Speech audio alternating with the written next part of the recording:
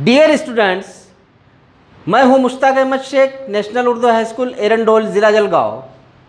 हम पढ़ रहे हैं जनरल साइंस जमात शशुम। इससे पहले हमने देखा है उज़वी निज़ाम के मुतालिक मालूमात हासिल की है और उसमें हमने जाना है कुछ आज़ा के मुतालिक, जैसे दिल, फेफड़े,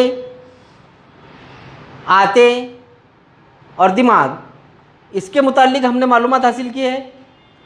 अज़ीज़ तलबा, अब हम जानेंगे इंसान के कालबदी निज़ाम या इसको इस्तख्वानी निज़ाम भी कहा जाता है।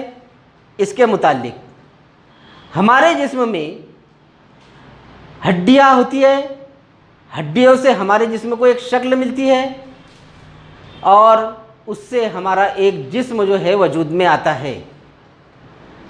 तलबा और तालिबात, हमारे जिस्म को एक शक्ल मिलती है, तो क्या हमारे जिस्म में तमाम हड्डियाँ एक जैसी होती है? नहीं, बिल्कुल नहीं होती। हड्डियों की इसमें चंद किस्में पाई जाती हैं और अलग अलग किस्म की हड्डियाँ हमारे जिस्म में पाई जाती है।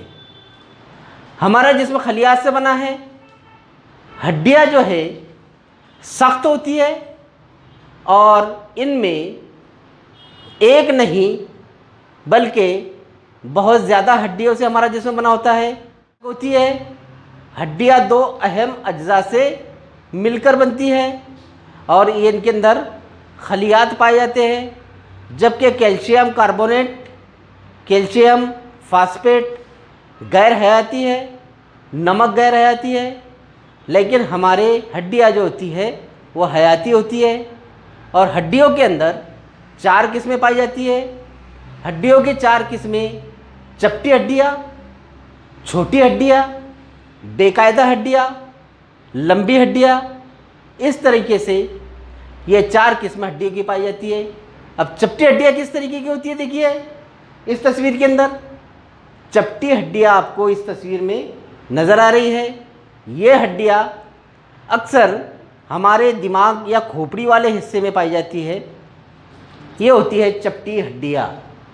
छोटी हड्डियाँ हमारे हाथ के पंजों के अंदर, उंगलियों के अंदर पाई जाती है। तस्वीर देखिए, छोटी हड्डियों की तस्वीर। और यह है बेकायदा हड्डियाँ।